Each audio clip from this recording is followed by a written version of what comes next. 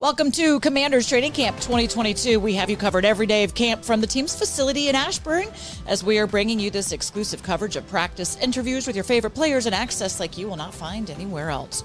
Coming up on today's show, we are looking at the running backs. Antonio Gibson, Brian Robertson Jr., and J.D. McKissick all got involved in the game on Saturday. They are all getting first-team reps at practice. How will the reps be divvied up Saturday in Kansas City? We will discuss. And rookie defensive tackle Fiderian Mathis had his first taste of NFL action on Saturday. We will see more of him this weekend. How is he fitting in with Jonathan Allen and Deron Payne? What could his role be when we reach the regular season?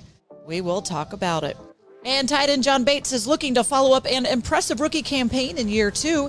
He's back at practice after coming back from a calf injury, and he will join us to talk about how he is doing and what to expect from that tight end group this season.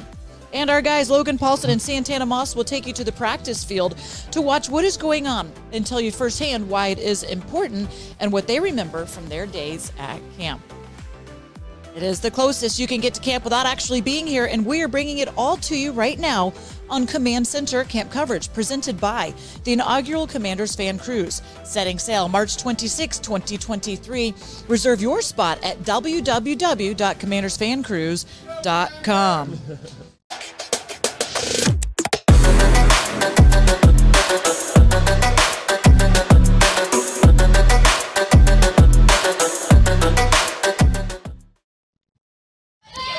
This is exclusive access to Washington Commanders training camp at the park here in Ashburn.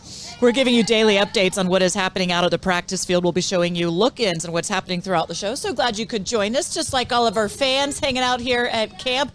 Of course, you got to remember once upon a time, that was you guys, right? Yeah. Coming out to camp, watching, dreaming. Absolutely, yeah. Down in Miami. I used to go to Cowboys camp out in Oxnard when I was in California. They do their training camp out there, yeah.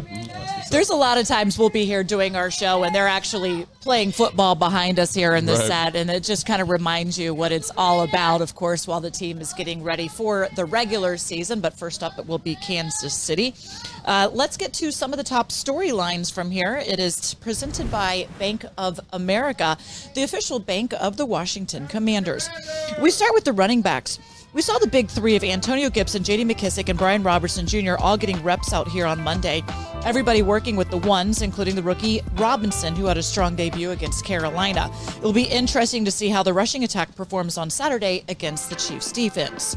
And the big boys up front are back in the trenches here at camp after a good showing Saturday against the Panthers. It was our first look at new guard Andrew Norwell. We also saw familiar faces like Charles Leno Jr. and Wes Schweitzer in action. We're waiting on the return of Chase Roulier to game action. No word on if that will happen this weekend or not. And rookie Fiderian Mathis had his first taste of NFL action last weekend against Carolina. He's back at practice, gearing up for the second preseason game of the season against Kansas City. Mathis was asked if anything surprised him on Saturday. Surprising. You know, the game is fast, and that's something that was very surprising to me. Just going into the game, I knew it was going to be fast, but to get to actually see it, that was one of the things that I felt the difference from, college ball. So when you look at that Carolina game and moving on to the next game, what positives can you take out of the game against Carolina, carrying it into the Kansas City game? Really just letting myself know that I can do it. Going out there playing with NFL guys, it kind of motivated me for myself. So it just let myself know that I can do this. I can go out there and play with these guys. I can play on this level. So it was kind of motivation for me. Now that I got that the first game out the way, it's just a motivation standpoint for me.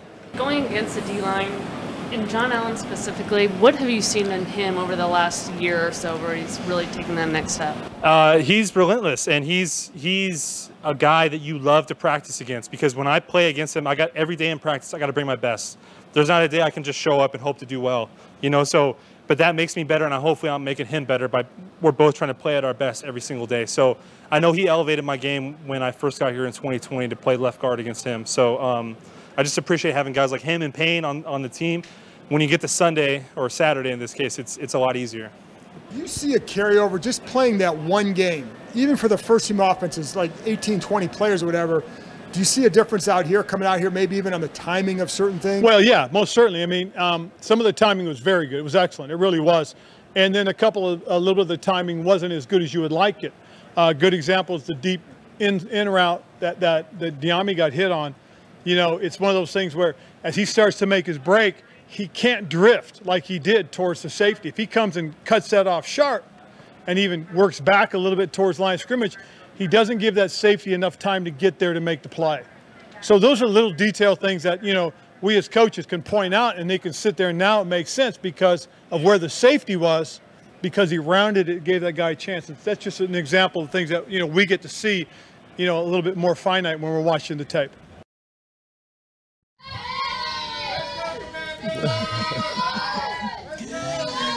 We talk about practice being different. Hey, it is different. It's great to have everybody out here cheering and supporting on the team. But did you guys notice that after you get that first preseason game, like, does the energy just kind of change for you out there because now it becomes real? It's no longer just practice anymore. I mean, I thought so. I mean, it was kind of one of my markers. I talked about that earlier in training camp. You know, first off day, you know, first day in pads, first preseason game, and then everything kind of shifts, right? You get into more of a weekly schedule, which I think is really helpful, right? You kind of get into your more game week prep type stuff. So I think it's a big deal. It's a big marker, and it kind of changes the tempo, cadence, gives you something to look forward to, which is always nice. Especially for the guys who've been here before. Guys, like, you know, most of the veteran guys now get a sense of, you know, we in game mode. You know what I mean? Although it's preseason, we have that feeling of, okay, now this week is going to be another preparation for us to get, you know, get a little better and play another game. Because guys who's trying to make the bubble or the guys trying to make the team, it's still training camp to them in a sense, but it does feel a lot different. Pads today, as we're starting to get into the rhythm of what you would go through, getting ready for each game each week. So the pads are back on. Of course, we're giving you look-ins to practice. Fiderian Mathis, what did we make of his NFL debut out there, Santana? He showed some flashes. I mean, he got one hairy. I'm pretty sure he probably wanted a little more of those, but he made a tackle that showed his presence. And I think when you're a rookie, you're just trying to get out there and get your feet wet that first game. And then now you get something to pretty much build from. And I think every guy wants to go out there and play well, but you got to take baby steps. And I think seeing some of the things that I saw from him, it gives you a little insight on, hey, what we can expect, you know, coming the next game, because now he's going to be a little more familiar with what to expect. Yeah, and I also think he played with great energy. You know, he's a big man. Usually those big guys don't play with great tempo, great energy. They don't play with great finish. But he was all over the field, like chasing down running backs, chasing down quarterbacks. And I think you can always bet on a guy who plays with that level of intensity. So that's always good to see. You know, he said he's not a selfish player, and he had to wait his time at Alabama to even get in there. He was there for 5 years. So he says it's okay to wait and to not necessarily always be out there with the ones at times. He says you just go about your work. The game was faster for him, but you know that he's going to be a big part to this defense as it moves on, and he gets much more comfortable being here in the league as well. Let's also then the offensive line, you know, who he gets to go up against. Wes Schweitzer was even saying, like, you know, going up against John Allen, all those guys, like, it helps him be better because he knows every day at practice he's getting some of the best D linemen to go up against. The offensive line, what did you make overall of them, and kind of what's that next evolution as they do go through a good bit of a rotation, it seems like, from who's going to be out there?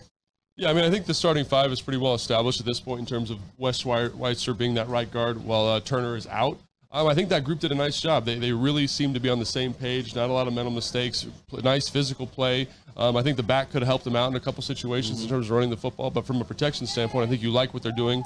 Matt Scout's got those guys on the right page, and you mentioned the rotation. I think that speaks to what Matt Scout does. Yeah. He does a really good job of making sure everyone's ready to go and play football, and that's always an advantage, especially with how injury prone those guys can be. It's a physical position.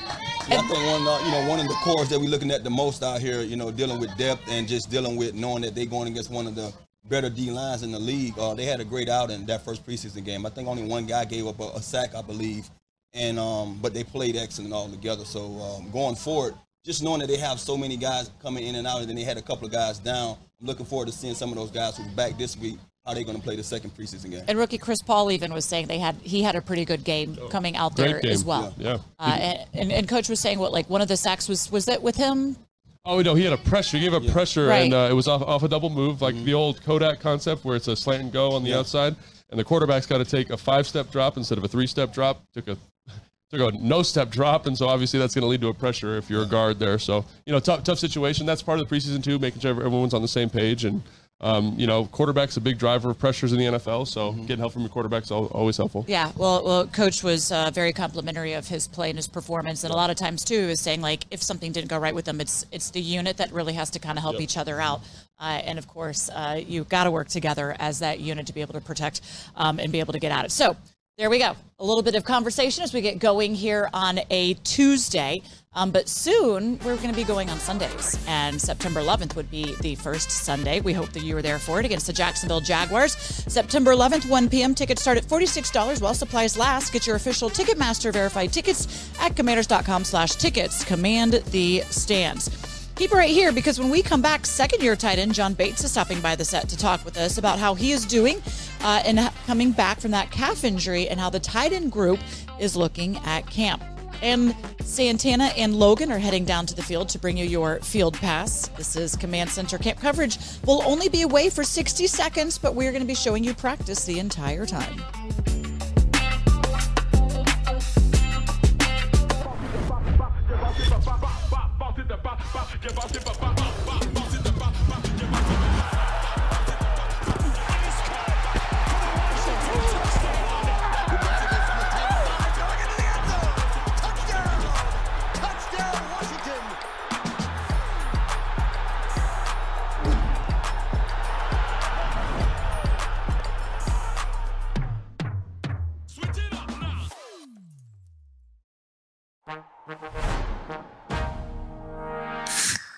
Told you long ago on the road, I got what they waiting for. Introducing Nitro Pepsi. Smooth, creamy, delicious. Another rock and roll weekend.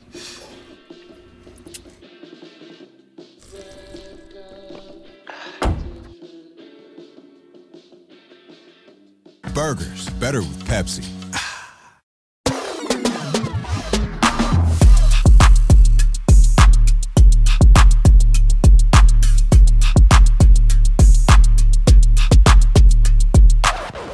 Welcome back to Command Center camp coverage presented by the inaugural Commanders Fan Cruise. Setting sail March 26, 2023. Reserve your spot at www.commandersfancruise.com. It is time now for your field pass presented by FedEx, where now meets next. Logan and Santana are down on the practice field. Okay, guys, what are you keeping your eye on today? Hey, Julie, thanks so much. We're down here at the receivers today, and right now the receivers coach here is talking about catch, tuck, burst. What does that mean to you as a former receiver? Why is that important? I mean, basically what he's telling the guys is once they, have their hands around that ball, tuck it away and get upfield. Most times it's emotion, but you don't want to waste any emotion when you're doing it. You want to be able to snatch it, tuck it at the same time as you getting up the field and trying to, do what you do after that. I don't know if you remember this, but when Coach Shanahan was here, Rod Smith came and talked to the team, and he talked about how he got so much yak in a season because he just would kind of dive up in his shadow, right? There was no wasted motion in terms of getting up the field, and how important that is to getting first downs, right? Because it can take a 5-yard catch and turn into an 8-yard gain. I'm glad you mentioned that. Remember we had a drill that Cal basically made us do when we ran our over routes, and when we sat in front of I guess it was the tight end spot. Yeah, he would take it, and he wanted us to get upfield right now. It was a drop step, bucket step, bingo, right? Yeah. Bingo. That changed so much of my game when it came to being a slot guy, because I was getting a lot of those routes, and I would normally look to try to juke that first guy, but when I thought about it and said, okay, let me just snatch it and take it upfield and see, I was getting 4 or 5 and 6 more yards. So it's very important, because most guys are always trying to make a guy miss when you can just take on that hit and get more yards by taking on that tackle. And I think a lot of high school kids are trying to make that Instagram, highlight reel play, but in reality, just taking that bucket step, getting up in your shadow, splitting 2 defenders is sometimes more effective. We used to always say, Alto, you see 2, split 2. So you see 2 guys, you dice one of them up and get between them. So a lot of that stuff all comes to effect, man. Absolutely. So they just work through the slant, obviously kind of working some time here. What is the expectation for this Group 10, in your opinion, for the second preseason game? A little bit quiet in the first preseason game. Tight end's very productive, running back's very productive. Obviously, Terry had had a nice catch. But what's the expectation for this group going into week 2? I think it doesn't grow. I'm pretty sure Carson probably want to hit those guys a little more. Right. I'm not sure if you're going to see an emphasis You know, they might have a couple of plays here and there dialed up due to the fact that it is the second game, and the second game most of the starters might play a half now. You know what I mean? So you might see these guys a little more active in the passing game, especially Dawson. He probably got one attempt, and it might not have been for him, but at the end of the day, you want to see what your first round pick looked like, you know, in some live action with a ball in his hand. So who knows? But it's still preseason, so I'm not going to get carried away with saying we need to see more. As ready as they could be, I'll be ready for these guys week 1, but long as they getting the job done, you know, through practices. Is there anything that you wanted to get done? Like, did you want to get a certain number of catches in the preseason when you were playing, or is that kind of you're not even worried about that? I didn't never care about the amount. I just wanted one a game, you know. I got you. And I felt like as the game got, you know, going on, or the preseason got going, like every week it was like you know, I checked off a box saying, okay, I got my confidence back when it comes to just playing now. Now let me catch the ball. Now I'm building confidence in that area. And then the next thing was to play more quarters, so I built my confidence in that area. So by the time week 1 came, I felt like all the boxes they was checked off, and now I can go play a full game. So I'm not sure how these guys do it these days, but as long as I touched the ball, I was okay with it. It felt good. It felt like you were in the rhythm of the game. You know, interesting thing there. Jahan on his what I call a swirl route, so a fake corner and then kind of coming back to the quarterback off of that stem, you know, a little bit late in the thing, and then, you know, you hear Carson say, got to speed it up a little bit, got to increase that tempo. And again, we've talked about this a lot during this period, like getting that timing and understanding what you can get away with from a stem and breaking down standpoint in this drill is so important. Just to, you know, not even for you, but just so the quarterback knows what to expect from you. And you said it. I mean, it's very important. That's why we do these routes on air, because you want to get the feel of what these guys are going to do, you know, when it comes to live bullets, like I always say. But you know, when you see a guy do that, you also understand it's practice, it's preseason. I mean, it's training camp. You put all that stuff into effect and say you're going to have these, you know, mental breakdowns here and there. And so that's why it's so important to have this period so they can get that thing, you know, on the grabs. Yeah, and absolutely. While the receivers are working, obviously the tight end position's been a really interesting position this offseason. They've got Cole Turner and Bates working together with the assistant tight end coach right now, kind of going over some run blocking techniques. Armani and Hodges here are working with Wolf on kind of tight end combination blocking, which usually means that a tight end combination block is going in a day or it's part of the run game. But interesting news today is Samis Reyes is on IR. What do you make of that? I mean, you know, it's a loaded room. So at the end of the day, you know, you think they're trying to hide? You think they're trying to hide him? I won't Come speak on, on we it. want hot takes here. I mean, you'll be the one that I'll let speak on that. But I could just say this: hey, at the end of the day, it might be the best thing for him, because it's a loaded room and there's a lot of guys that I think going to have an opportunity to go out there and really be productive for us at that position. And I agree. I mean, I think the room is so loaded. You know, Hodges and Armani, we've talked about them a lot. They've just done a great job in terms of how productive they've been. And, you know, I think you want to keep Samis around, and that's an easy way to do it, right, is find a way to get to keep him around the building. IR is kind of a tricky way to do that. I remember a coach coming up to guys like in the preseason and be like, oh, you know, like you're hurt, your knees really bothering you. And the guy be like, no, I feel fine. But in reality, he was just trying to keep him on the team. Hey, I've seen us do that with a quarterback before, so I'm never surprised when it comes to this type of stuff. But, you know, just to speak on a guy like that and his talent, you want to be able to give the guy enough room or time to really grow. You know, this is a position. This stuff is like being a fish out of water for this guy. Right. You know, to see him come as far as he has come to this second year. You know, you want to give him more time to grow. And it's right now with all the guys that we have, it's kind of hard for us to see him have that fair chance. Yeah, absolutely. And then again, now we're going to go back to the receivers after kind of giving that tight end update. And one of the things about this I love is Scott Turner just working through the route concept with Carson Wentz, with Terry. Terry's asking questions about what they want here on the stem. They're working this like kind of this drift route. Don't like that. Don't like to see that. Yeah, can't do 2 in-cutting routes. That's rule. That's day 1 of routes on air. But again, working the timing there. Loving Scott Turner's kind of influence there, saying, hey, we want to make sure we push to this depth, cut this at this kind of speed. And again, the timing, you've run a ton of drift routes in your career. Like, this is maybe one of the most important timing routes you're going to run. Yeah. Well, I love the drift route. And, man, it's one of those routes where, especially if you're an inside guy, 9 times out of 10, you can run it from the slot, or you can, you know, decrease, you know, that split and run it from being a Z or the X. Yeah. But it's one of those things. It's a matchup beater, because I think, you know, no corner or defender can really play you fairly. They have to kind of almost cheat to the outside. Right. You know, depending on where you're at on the field. But if the quarterback gets it on time and you get a chance to run with it, oh man. put the baby to sleep. And if you watch the quarterback right here, I think I was mistaken because drift is a primary concept. You see how he's working to the left side of the field first and working across the field. Obviously, this is a backside bingo, basic, whatever you want to call that, deep in cut.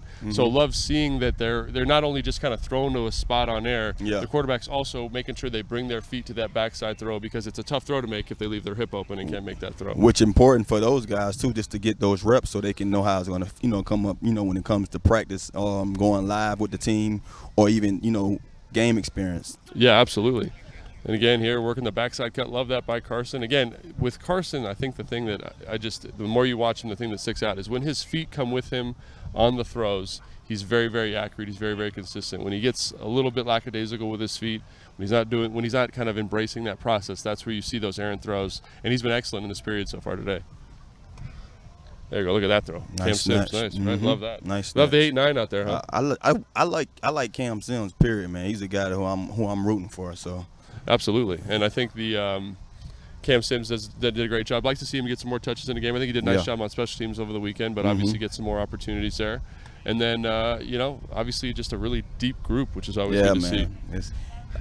That's the scary thing about, this receiver room, too. Now you have a little more talent, so it's really going to be one of those situations where these guys got to be able to do more or contribute more to the team to, get that 6th or 5th spot, Yeah, and so let's talk about that real quick. In terms of 5th or 6th spot, did anybody impress you coming out of the game that says this is the guy that's got the inside track to that 6th spot on the roster? Yeah, I can't say.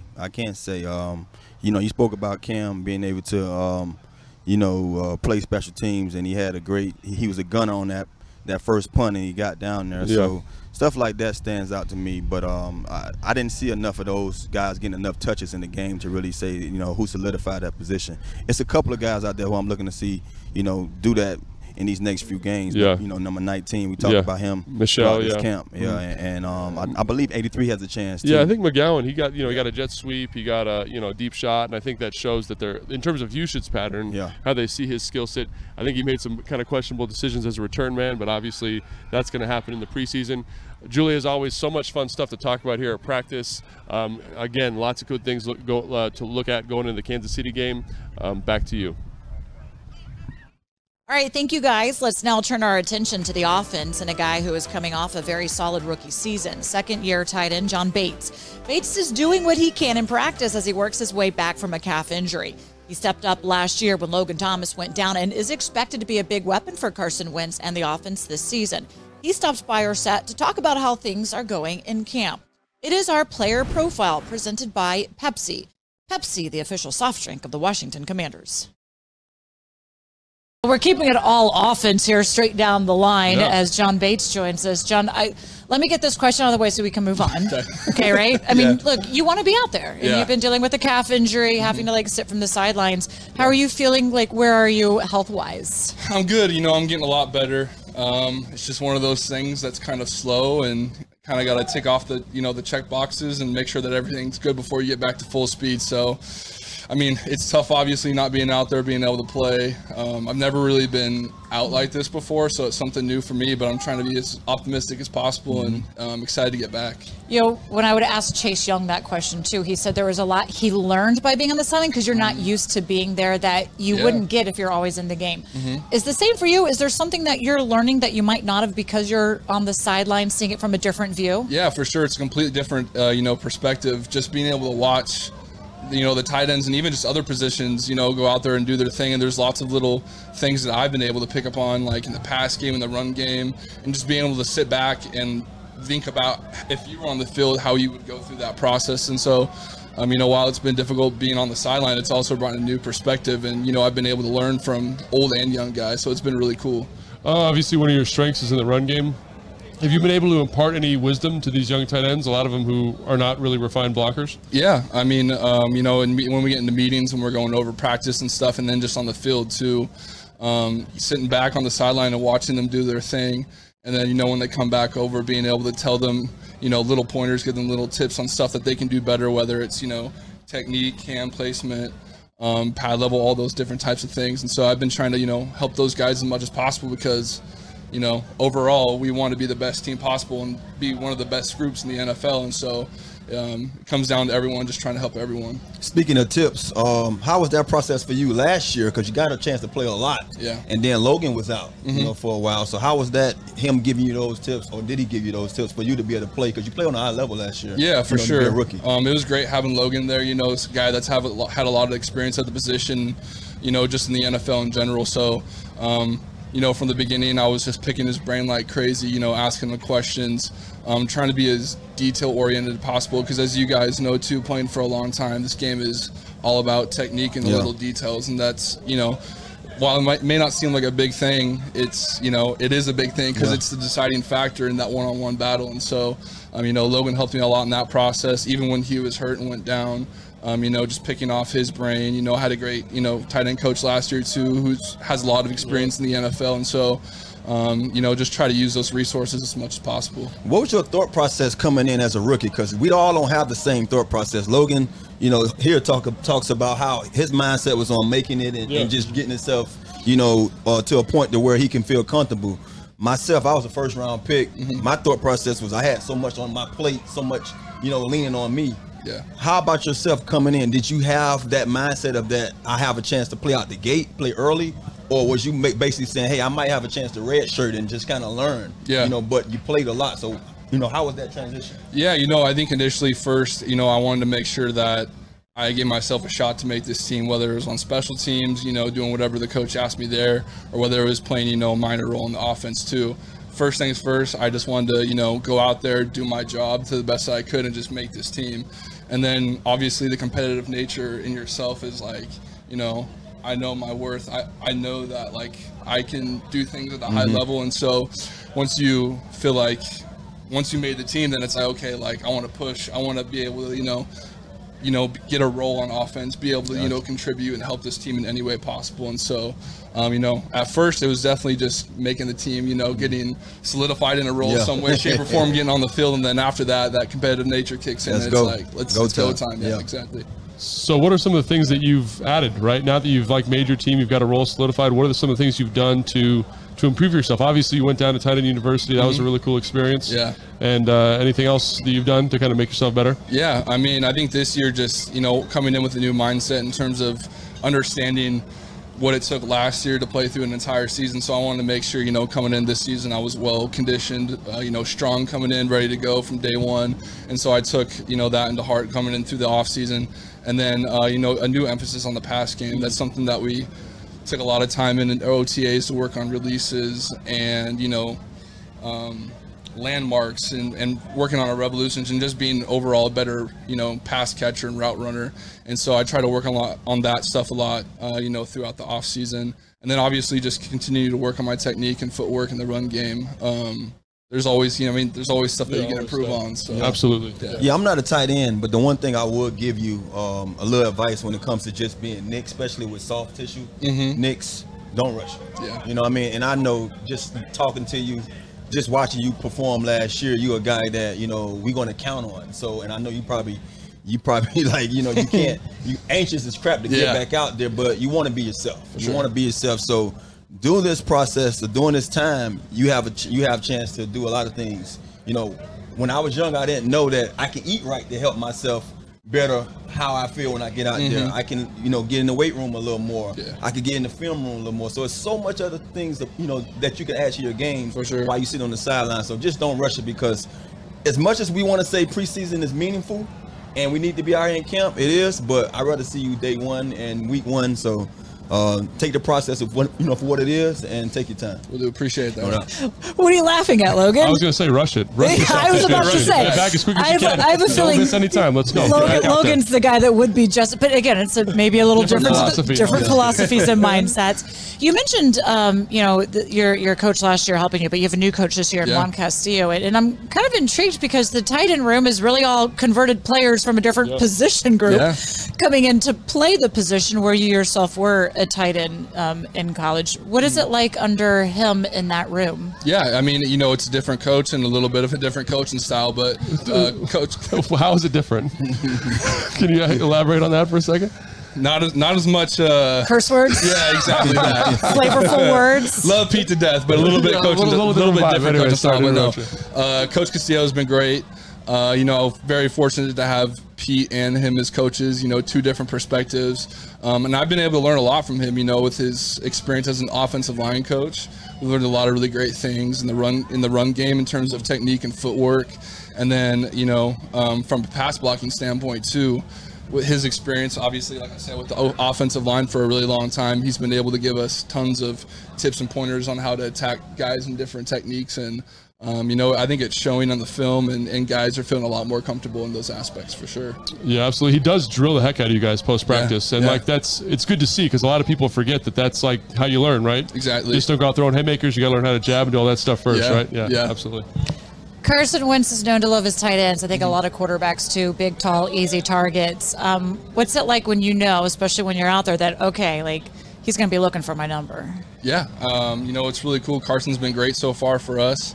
You can definitely tell he likes big target guys that he can throw the ball up to, and he trusts us. And so, you know, we got to keep that trust going. We got to make plays in practice and continue, you know, prepare and be in the right spot where, you know, he wants us to be. And so it's been really cool, and we're really excited to see, you know, what we can do as an offense this year. Awesome. Yeah, I mean, that's fantastic. Love that. I love it. I love every second of it. More tight ends. See, this is from tight end you. You were at tight end you. Logan just can't handle it. At times he wants to get out there, and I think can coach you guys as well. Appreciate it. Now we know why Pete Hayner was never in one of our mic'd up segments. Might have been a few choice words. Yeah, I took care of that for you. Thanks for joining us. Can't wait to see you getting you out there healthy and contribute offense. Appreciate it. Now here's a look at the numbers that Bates put up his rookie season. Almost 249 yards, a touchdown on 20 receptions, and he was drafted 124th overall in the 2021 draft. As we welcome the guys back in here, good stuff out there on the field. I know fans really enjoy that, and a great conversation with Bates as well. So look, in his rookie season, in college he was mostly used in the run game. We know that he does that, but we got to be able to see what he can do with his hands. And that's one of the things that they said is he does have the ability to catch the ball as well. What more are you expecting from him now that he's got that first year under his belt, Logan? I think just kind of a continued maturation. Like I think in the interview yesterday, he did an outstanding job of kind of showing you who he is, what kind of pro he is, how he's kind of getting information from all sorts of different places. And I think that's always a good sign with a young player like that. Again, you mentioned his hands and how much improved that is, but you know he showed that in college that he can catch a football, and I think the area where he really stands out, obviously, is as a run blocker, where he's maybe the best guy in the NFL. So having a guy like that on your team is fantastic. So continue to progress as a run blocker, and then just improve in the pass game. I mean, the sky's the limit. I mean, his ceiling is high. I think when you watched him last year, he was impressive. You know, just knowing he was a rookie, just knowing we was in need of a guy to kind of come in and take on the responsibility that Logan left. That was sitting up, you know, for anyone to come in and be the guy, and we didn't expect him to go out there and handle it so well. So you only can expect high things or bigger things this year, and I'm looking forward to seeing. That's why I was telling him take his time, because I don't want to see him rush anything. Because I think he's a tremendous athlete, no doubt. You know, he's a tremendous athlete, but we need a talent like that guy. I love that. Meanwhile, Logan's complete opposite, man. Whatever you need to do, make sure that you are out there. Ankle taped up right now going at it. So, well, I mean, you talk about injuries. The tight end room has really kind of been hit hard. We're still waiting for Logan Thomas to come back. Hopefully that will be week 1. We don't have anything confirmed on when that timetable will be. It's when he feels good and ready to go. Samus Reyes today put on IR as well with an injury, and we don't entirely know what that injury is either. But when you take a look at this room when Logan Thomas is back, I mean, what kind of an impact can he have now that we've kind of seen what they want to do with this offense with all the other additions as well? I mean, it's crazy to think about. I mean, they just have such a specific type at the position. These tall, kind of former basketball player, big body guys that are always open, that are good athletes, and they've got 4 of them. Like it's just unbelievable. And like Bates is kind of that inline. He's the outlier, the blocking guy, but you know, Cole Turner is like that. Armani Rogers is like that. Curtis Hodges is like that. And to have guys like that who are just that physically gifted is very unique. So I don't know. I'm excited to see what they do. I feel like you could do a whole bunch of different stuff with talent like that. So Santana, are they taking 4 tight ends on the roster? Absolutely. Me asking Logan, yes. Me asking Logan. I mean, I talk to him about tight ends so much now. I feel like I'm a tight end. But I believe you have to. I believe when it comes to just what we have. I mean, we're talking about Logan and what he brings. You have to give a lot of credit to the scouting department and the way that we are building this team. These coaches and, you know, our scouts are really going after guys that's fit what we do. And that's a credit to those guys. That's why you see the talent that looks similar to Logan out there, and that's putting up big numbers right now in the preseason, or just in camp alone. You know what I mean? These guys are doing a great job. So I think, you know, I'm just looking forward to seeing how it all pans out. I mean, that's a good tip in your hat to those that saw that in Logan, because look, he was a quarterback in the league, switching on over, and to me, a decent quarterback. right, and hadn't really been proved at the position of tight end when he came over here. Everybody said, okay, you know, what are you really expecting from this guy? He can't block. He's not going to be able to be good at this, and he became one of our most dynamic weapons on offense. So for somebody to be able to see that, convert that, work with him on it, is really kind of outstanding. Absolutely. To do that at this level, change positions in the league, it's just kind of unheard of. We're here each and every day for you, folks. On our Command Center shows, we want to make sure we cover every topic that you want to know about. So make sure you do not miss our Command Center show, where you can join myself and, of course, these two gentlemen here with me. Look at that. Logan and Santana, they get it all done for you, and we will be doing this all season long for you as well. You can see every episode on our YouTube channel and on commanders.com. You can also check us out on NBC Sports Washington, weekdays 5:30 and 10 p.m. And this Saturday, do not miss Command Center Game Day Live, the official pregame show of the Washington Commanders. We're live on the air starting at 2 p.m. and taking you up to the start of our preseason game against Kansas City. You can watch our YouTube channel, Facebook, and Twitter for it. And after the game, do not miss Command Center Postgame Live. We'll give you reaction, analysis, and interviews with head coach Ron Rivera and quarterback Carson Wentz, and you can also find that on YouTube. Take command of your game days. Well, we are not done here yet. When we come back, we are talking about wide receiver Curtis Samuel. He made his return to action on Saturday, hauling in a couple of passes. Are we on track to see him heavily involved in the offense this season? We'll talk about that. Right after this 1-minute break, we're keeping that field cam up for you so you don't have to miss a thing. And of course, for those coming out at camp, we're glad to have you here watching the show.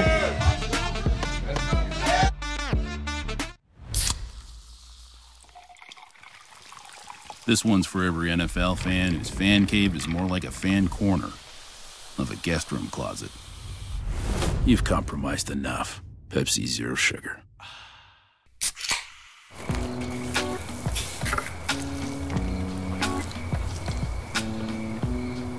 You fired up the grill for one hot dog? Seriously? Hot dogs, better with Pepsi.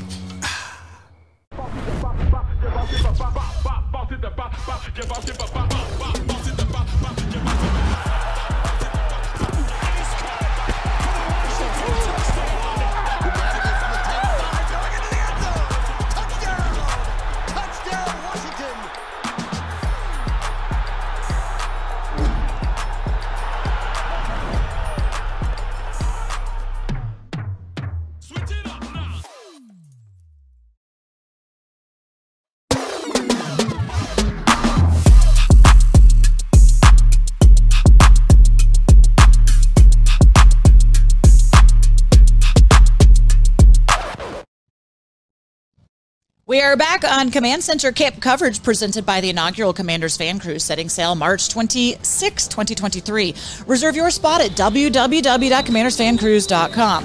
Well, fans have been active on social media. Glad to have them out here at camp. You have until Thursday to make sure you do come and see before it is closed to the public. And if you're out here using the hashtag HTTC, well, this is what we get to see. Nice to have everybody getting their gear out here with the dogs. Look, naming the dogs Commander. I love that. Folks coming out, of course, seeing their favorite players. We want you here. Camp, though, is winding down, but we still have a few days left to camp out with team reporter Zach Selby.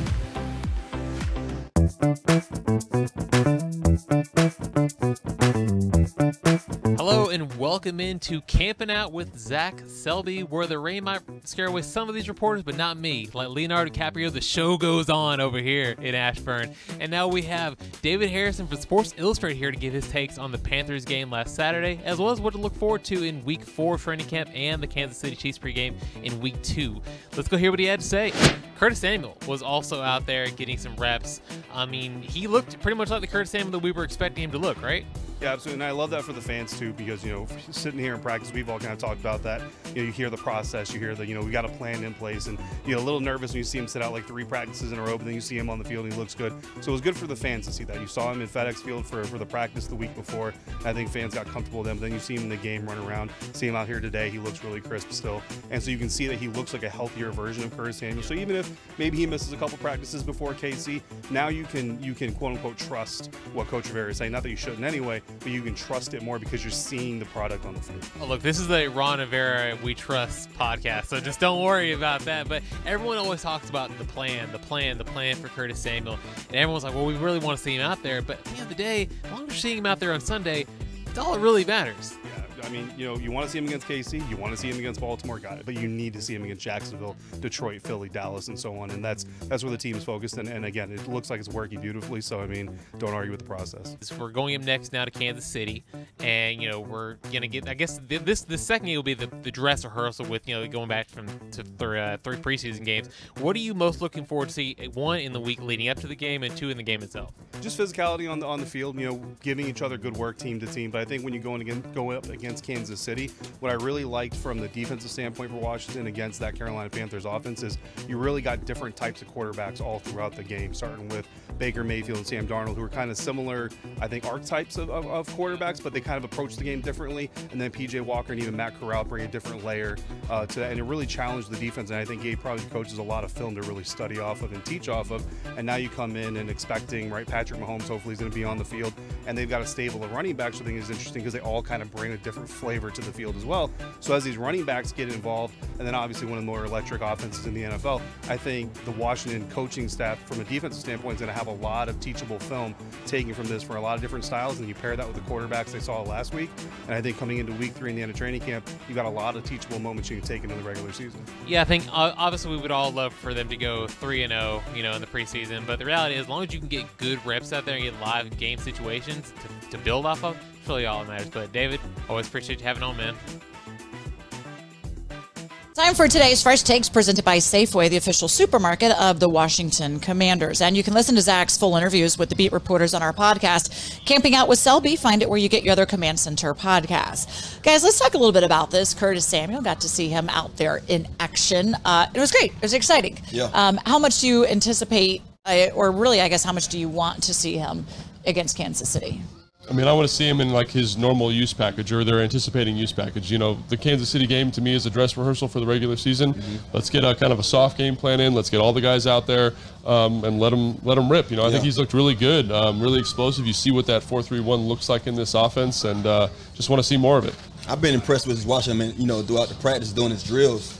So I can only imagine that, getting time, gearing up for that dress rehearsal game, you'll see a little more of them. Right. I don't know what to expect because we also know that, Ron has been doing a great job with, minimizing a lot of stuff that he has to, do with him. Yep. But it was great to see him go out there against his old team and catch a couple of passes and do some great things. But, like I said before, man, week 1. That's all you care about, week 1. I've seen enough in practice that I care less about those preseason games. As long as he's in there, he feels good. Get him out so he can be ready when it's all said and done. Let me ask you what the best use is of Curtis, and if you ask them the way that Scott Turner builds his offense, I don't know, is there really a number 1 and a number 2 and a number 3 receiver? Because one thing that they do ask of all their top 3 receivers is they play multiple positions as well. Well, I do believe you want him on the field because I think he's a guy that gets a lot of attention off of other guys, especially when he's at his being healthy. So if you had to ask me, have him on the field, but make sure he's doing what he does best. Have him in motion, doing some of the things, because you have to make the defense, like one of the things that I've always been for is dictating. Make sure you dictating what you're going to do to the defense. It's not allow them to dictate, what you have to do. So when you have a guy like Curtis Samuels and his ability, every defense is going to fear what he can do. I remember being a 35-year-old, wide receiver out here, and when I step on the field, this is from other guys I played against. They told me their coaches always say when 89 come in the game, he still can beat you. So that lets me know that you fear of what I can do regardless of what I am. That's Curtis Samuel, and he's a young guy that can still go out there and put them up and down. So I believe he needs to be out there. I believe he's going to make everybody better, and I'm just looking forward to see how the packages, come along. Yeah, absolutely. I mean, I think in the context of this offense, you want to speak to his skill set. And I think when you watch him at Carolina, I think he was much more effective in the slot. I think you see that out here a little bit. I think Jahan's got a skill set to play that Z receiver where he's off the ball, a little bit harder to press him. You can motion him, do some things to kind of speak to his skill set. I think Terry's your X. I think that's exactly what you want to do. So there might not be a straight, 1, 2, 3, or they're kind of playing positionless football out there, but I think they have skill sets that fit those different roles within the offense. And I think finding ways, like you said, to speak to what Curtis does well, which is be explosive, be twitched up in the slot, and let him beat linebackers, let him beat nickelbacks, I think is going to be huge for this offense. When it comes to the second half of the game, again, we'll get more into the depth of the wide receivers. Who really kind of stood out to you and emerged? Because we know a lot of it, too, has to be in the punt and kick return game as well, like to be that extra guy in the room for the receivers. The jury's still out. I don't think we've seen enough the first preseason game. Those guys outside, they played a lot, but they didn't get enough balls thrown their way for us to say, okay, this guy has made enough splash for we can say we can count on him to be that, that other receiver. But the jury is out, and I think the third preseason game is when it's going to really show for those guys to go out there and make their due. Okay, still the chance to be able to show off to the coaches that why you need to be out there. And we also heard head coach Ron Rivera say when it did come to the return game, he was a little frustrated with some of the decisions as well. So need to shore that area of the game up if you're going to make the 53-man roster. That's going to do it for this camp coverage of Command Center. Thanks for joining us. But again, we'll be back out here tomorrow. So if you're on out, come by, say hi to us on the set. Great to have everybody showing up and showing out. We'll see you again next time. Love having the support for the Burgundy and Gold. Hail to the Commanders.